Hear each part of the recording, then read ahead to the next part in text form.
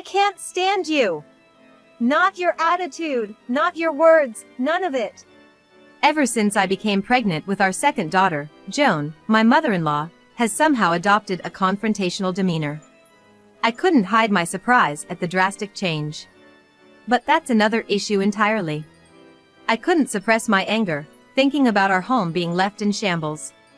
And to involve our eldest daughter. Unforgivable as a parent. Absolutely, I won't forgive. Am I just supposed to stay quiet after all that's been done? I'm going to teach Joan a lesson. I made up my mind. My name is Alice Stevens, 35 years old. I'm a full-time homemaker. Married for 10 years, my husband, Thomas, and I lead a peaceful life. We have a 7-year-old daughter. Her name is Mia. She's a real sweetheart, our pride and joy. Just a little while ago she was going to kindergarten, but now I'm dropping off my daughter, who's become an elementary school student, at school again today. Take care, sweetie. Mia, living her life happily, had been giving me strength without me even realizing it. Indeed, children grow up incredibly fast. One day she'll become an adult before I know it. Thinking about her having a boyfriend, getting married, and leaving our home makes me sad, but if that's the path Mia chooses, I won't stop her. Although I ponder such things, when I think about it calmly, Mia is still only 7. We still have plenty of time together.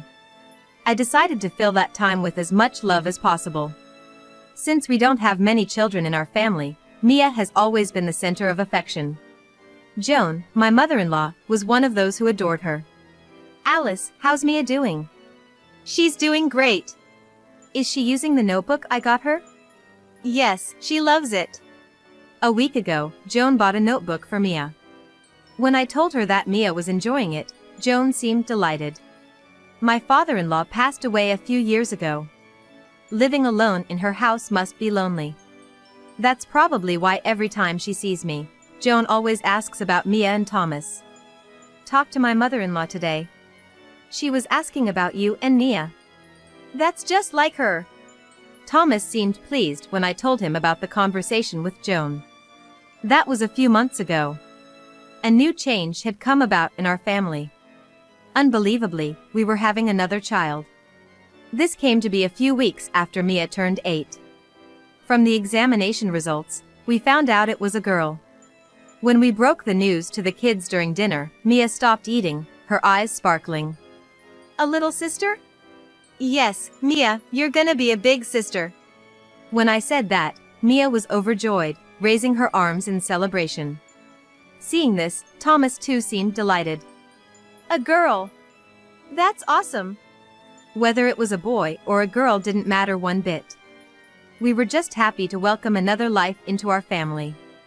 That day, the conversation revolved around this new life. Mia was especially excited about becoming a big sister. We spent the evening imagining what it would be like once our family grew to 4, places we would like to visit, things we would like to do. The next day, I decided to visit Joan, who had always been good to us, and tell her about our new child. When I arrived, Joan greeted me with a warm smile. So, you're having another baby. Congratulations. Thank you. Joan blessed us with a beaming smile. So, is it a boy? It's a girl. I was certain that Joan would be thrilled. I figured she would shower the new baby with love, just like she did with Mia. I was excited to see her reaction. But to my surprise, Joan's face fell into a clear frown. Oh, I see, a girl. I was taken aback by her upset attitude. The room fell into an uncomfortable silence. Just as I was about to break the silence. I actually had something to do. Okay, you should go, you should go. Unexpectedly, she asked me to leave. I was so taken aback that I left without being able to ask why she had turned upset. Was it something I said? That was the only thing that crossed my mind. Could she have been upset about the baby's gender? No, that couldn't be it. After all, Mia is a girl too and Joan adores her. Could the problem lie with me then? On the drive back home, I kept wondering what might have upset Joan. I came home with a heavy heart and began doing my chores. In the afternoon, I went to pick up Mia from school. How was school? What did you do today?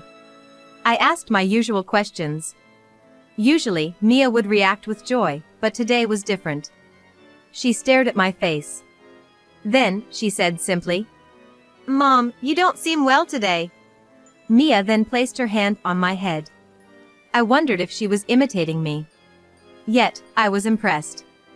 She observes people so well. I tried not to show my troubled mood, but it seemed like Mia had seen right through me. I hugged Mia and stroked her head. Fast forward about 2 months. There was another change in our family. Surprisingly, Joan wants to live with us. The reason was because I was pregnant and she wanted to help with household chores and taking care of Mia. There had been an awkward silence since the day I announced the gender of the baby, but her offer to move in and help lightened my mood. I wasn't disliked after all. I was hopeful that living together with Joan would deepen our bond. I was harboring such faint hopes. Originally, Thomas had a good relationship with Joan, so he seemed happy about the idea of living with his mother again after so long. If Joan and I didn't get along, it would surely trouble Thomas. I steeled myself and began preparations to live with Joan. But, my hopes did not come true. Joan seemed to harbor some resentment towards me. Since we started living together, her demeanor had been rather cold, and she would pull faces at the meals I cooked and the chores I did. She had initially said she wanted to help with the chores, but since we started living together, she hadn't lifted a finger. She just kept bossing me around. "What's with this food? It's too plain. I wonder how Thomas puts up with this kind of food. I bet he has a complaint or two." If you say so. I have never received a complaint from Thomas. But, maybe it wouldn't be strange if he had some complaints. As I thought about the meals I've prepared so far, Joan smirked and spat out these words. "Maybe he's got another woman on the side, you never know." Even as a joke, I didn't want to hear such things. Thomas would be fine. I believed that, but when I heard it out loud, I was taken aback. Seeing me downcast, Joan just laughed even more. And to add insult to injury, Joan told me, "A woman like you will be dumped sooner or later. Just be prepared." She then proceeded to eat the meal I'd prepared, which she'd said smelt of poverty. She was clearly making faces as if it tasted awful. I wish she wouldn't bother eating it if she's going to be like that. I could painfully feel my mental state being chipped away by Joan's words and actions. Fortunately, Joan was very kind to Mia. Mia seemed to be fond of her, which was a relief. But I couldn't shake off the suspicion that Joan might be doing something to Mia when I wasn't around. I found myself harboring such doubts. I had subtly asked Mia what kind of conversations she was having with Joan. But Mia seemed to enjoy talking about school and study, things like that. Complicating matters, Joan played the role of the good mother-in-law in front of Thomas. "Alice dear, is there anything bothering you? Please feel free to talk to me about anything." "Thank you." Without any proof, opposing her here would only be disadvantageous. I managed to force a smile and listen to Joan's talk. However, 4 months after we started living together, my belly was getting bigger, and honestly, I was getting tired of dealing with Joan. If I felt ill and fell asleep on the sofa, she'd wake me up and scold me for not doing housework. When I couldn't serve a decent meal because I couldn't stand the smell of food, she would bring up her own pregnancy and tell me how incompetent I was as a wife. I was fed up with this life. I knew it was late, but I made up my mind and decided to consult Thomas. Can we talk a little about your mom?" "Mom? What's up?" I told Thomas how Joan had been treating me. It was painful to remember everything that had happened so far. "I didn't realize that. I'm really sorry." Thomas believed what I said. And then he told me a surprising fact. "Actually, Mom has always been stubborn, or should I say bad-tempered. If something doesn't go her way, she gets upset right away. I hadn't noticed because it hadn't happened lately, and I'd let my guard down. I'll talk to her." I hadn't imagined that Joan had such a personality. With my tired mind, I thanked Thomas. But Joan's attitude did not change. In fact, it might have gotten worse than before. The frequency of her ordering me around increased, and lately, she even stopped making her own drinks. Joan, can't you at least make your own drink? Shut up. Don't give me orders. I don't care if you're pregnant or what, you're a housewife, and it's only natural for you to do everything around the house. When I was pregnant. And so began Joan's self-praise. You and I are different people, so our hardships must be different too. I wanted to tell her off, but I just didn't have the energy. I continued to listen to Joan's story so as not to upset her. Living that way, I had a strong ally besides Thomas. That ally was Mia. It seemed Mia could sense my mood. It was astonishing how perceptive she was for an 8-year-old. Of course, I was aware of how unfair it was to make a child worry about me, and I felt guilty.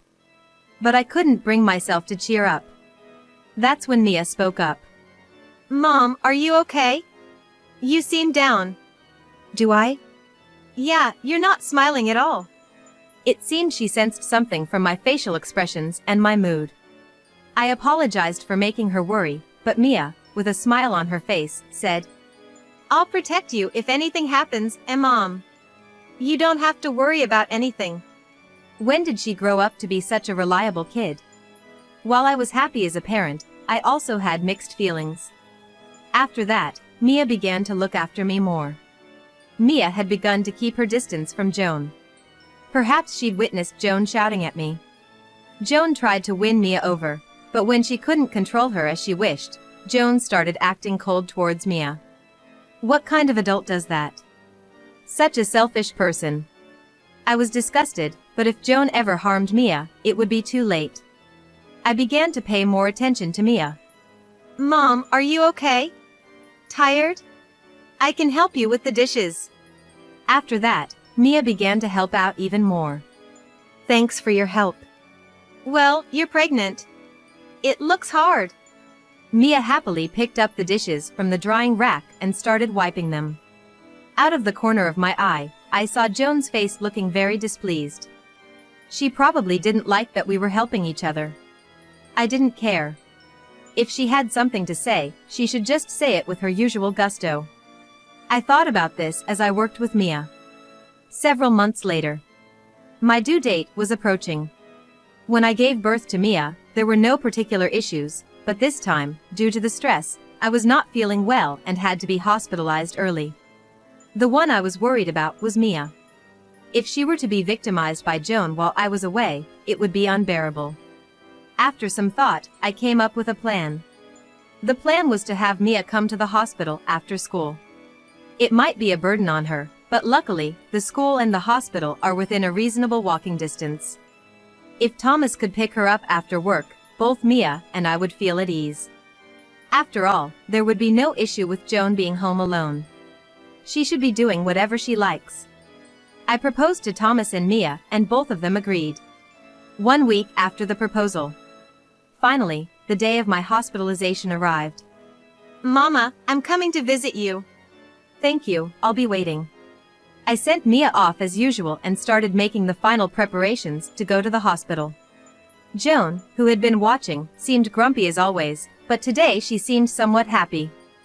Finally, the day has come. I wish you would just not come back. Say whatever you want. This hospitalization was brought forward because of you, you know. Huh?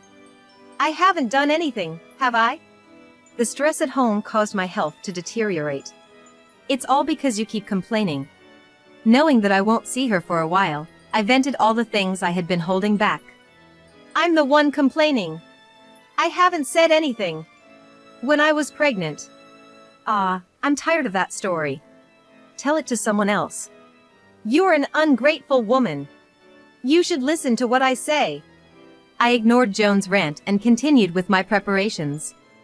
Eventually, even Joan, who had been making a fuss, seemed to realize it was futile and disappeared without a trace. When I looked at the clock, it was almost noon. I grabbed my bag in a hurry and headed to the hospital. Life became quite comfortable after being hospitalized. I didn't have to hear any complaints from anyone and didn't have to do any housework. Although I was worried about giving birth, it was far better than my usual life. Once I give birth, Joan will probably leave in a hurry. No, it would be a problem if she doesn't leave. I need to discuss with Thomas and somehow create some distance. I really want to get back to living just with my family. I was absent-mindedly thinking about this on my hospital bed. At that time, I saw a short shadow in the ward. It was Mia. Mama, I'm here. Welcome, have a seat. Mia happily took a seat. Then, she slowly took out a piece of paper from her backpack. What's this? So cute. I drew this today. It's a picture of you and the baby that's gonna be born. Mia must be really looking forward to the baby. I couldn't help but appreciate Mia, who had drawn such a cute picture. Thank you, it's really good. I feel better. Perhaps because she was praised, Mia was unusually shy. But honestly, she's really good. I can't help but think Mia has many talents. Is that just parental bias? Mia took out some worksheets and a pencil case from her backpack, and began to do her homework. Several hours later. It was about the time it got dark outside. Thomas came to my hospital room. After a brief chat with Thomas, he and Mia left for home. I heard Joan has been quiet recently. Apparently, she's still looking grumpy with her brows furrowed all the time. They laughed, saying that no one approaches her. About a week of living like that passed. Finally, it was time to give birth. I was extremely anxious, but before I knew it, I was put under anesthesia, and when I woke up, the baby was born. Thomas and Mia were in the hospital room with the baby. They both looked happy that I had woken up. Our new life is about to start. I couldn't contain my excitement. The baby was so cute. Really? I can't wait to see him. Since I can't move yet, meeting my baby face to face will have to wait. She must be adorable. Looking forward to that, I awaited the day. 10 days after giving birth, I was able to be discharged from the hospital without any issues. On the day of discharge, Thomas came to pick me up. With his support, I got into the car with the baby. Are you okay? Can I start the car? Yeah, I'm fine. Thanks. As the car Thomas was driving swayed, we headed home. Starting a new life is great, but there were things that made me anxious. That would be Joan. She must be at home. I don't expect her to love the baby unconditionally. I have to do everything I can to protect this child. As I was thinking about various things, we arrived home and opened the door. I'm home. But something felt off. There was no sign of anyone. And the living room, which could be seen from here, seemed a bit more spacious than before. Thomas also seemed to feel a bit strange, and as we cautiously peeked into the living room, our house was entirely empty. What's going on? This is. Baffled at first, we quickly guessed who could have done this. It must have been Joan. This did my mother-in-law. My mom! What should we do first? We should contact Joan, but I felt the need to get in touch with Mia first. I immediately texted Mia. Where are you now? No response came for a while. I was worried, but then I realized she would be in school right now. There had been no word of her missing school, so she should be in a situation where she can't access her phone. Mia's at school. Ah, right, of course. We were both too anxious. The lack of response was understandable. Just then, our phone chimed with a notification. The sender was, to our surprise, Mia. Who are you? I don't have a mom. What? What? Thomas, who had been looking at the screen with me, also blurted out in surprise. What on earth is happening? An unexpected reply from Mia, saying she had no mother. Everything was strange. We tried to call her quickly, but she didn't pick up. The only message we got from Mia was, "Don't call me. I'm selling that house. My grandmother says you should leave as soon as possible. We need to go to her house right now and confront my mom." We quickly got ready and headed towards Joan's house. When we arrived and Thomas rang the doorbell, Joan came out immediately. What's the rush? Mom, what's the deal with our house? What are you talking about? Don't play dumb. You also used Mia's phone without her permission, didn't you? Joan continued to feign ignorance. In her right hand, Joan firmly grasped Mia's cell phone. Joan, that's Mia's phone, isn't it? Why do you have it? I'm just holding on to it. Well, can we take a look then? If you're just holding on to it, you shouldn't have sent any messages. You know, we got a message from Mia's phone just a while ago. As I pressed her, Joan gradually started to frown. Anyways, let's get inside. We can talk about it there. When Thomas said so, Joan, who seemed to have given up, led us into the room. We sat on the sofa and started to inquire about the room and Mia. But Joan remained silent. She carelessly threw Mia's cell phone and started to cross her legs. How many times have I told you not to mess with Alice and Mia? Between that and the mysterious message from Mia, I can only think that you're up to something, Joan. Yes, that includes your current attitude. Whenever things don't go your way, you get in a foul mood, just like you always have. It's embarrassing. Just stop it. Embarrassing! In the end, the conversation was at a standstill. It wasn't Thomas who was in the wrong. It was Joan, who refused to say anything. Out of frustration, I intervened. How long are you going to act like a child? You really are immature. I bet a newborn could communicate better than you. Don't you get it? We're saying that we know you're up to something from the moment you sent that weird message with Mia's phone. I didn't give Joan a chance to talk back, and I said things that tore at her pride. Joan, who fell right into it, openly showed her anger. Childish? Me? What are you talking about? Yes, I used Mia's phone to send the message and I even cleared out the house. I wanted to teach you a harsh lesson. At Joan's sudden change, I couldn't help but furrow my eyebrows. Then, Joan continued her rant. Listen, the whole problem is that you only give birth to girls. I wanted a son to carry on the Joan family name. And Thomas, how dare you lecture your mother? I didn't do anything wrong. It's all Alice's fault for not being able to do anything. That's when it all clicked. Ever since I announced my second pregnancy, she was in a foul mood, and she had a short temper because I didn't give birth to a boy. No, it's not Alice's fault. It's all because of you, Mom, or you. Joan, having been harshly criticized by her own son, was becoming redder with anger. Do you even understand how shameful your actions are? I've been saying it, haven't I? I did nothing wrong. As usual, Joan didn't bend her opinion. Thomas, after a moment of thought, looked straight at Joan and said, All right, if that's what you're going to say, then I have something to say too.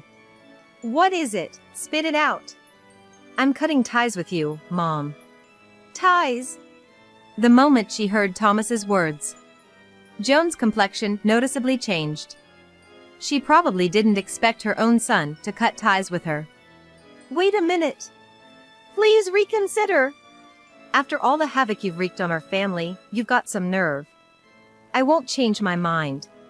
I'll make sure our relatives know just how terrible a person you are too. No way. Hold on a minute. And what happened to our furniture at home?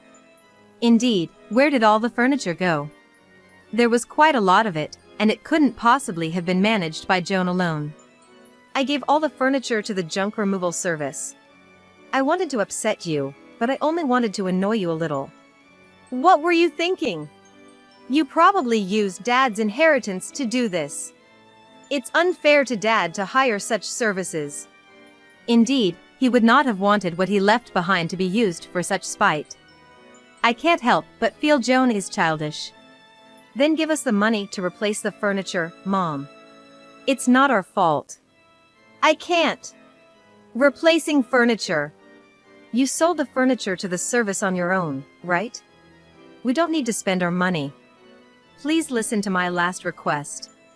As Thomas implored, Joan dropped her gaze, looking utterly dejected. After that, Joan replaced the furniture, they severed ties, and the matter was resolved. Having lost her connection to Thomas, Joan reportedly lost all her spirits. According to a relative who visited her after hearing Thomas's story, her atmosphere was entirely different from before. That relative said, "She was always quite stubborn. Maybe she learned her lesson this time?" So even relatives perceived her that way. Hopefully, this will prompt her to reconsider how she lives her life. Our family is living happily in the house we have been living in. We will no longer be bothered by Joan. We're able to fully engage with our family, and it's fulfilling. Mia watches over the baby with concern, which is adorable. She seems to want to play with them soon. Right. That's what a warm family is. Through this incident, I felt the kindness and reliability of Thomas and Mia. How much have these two supported me? I want to give my all to repay them from now on.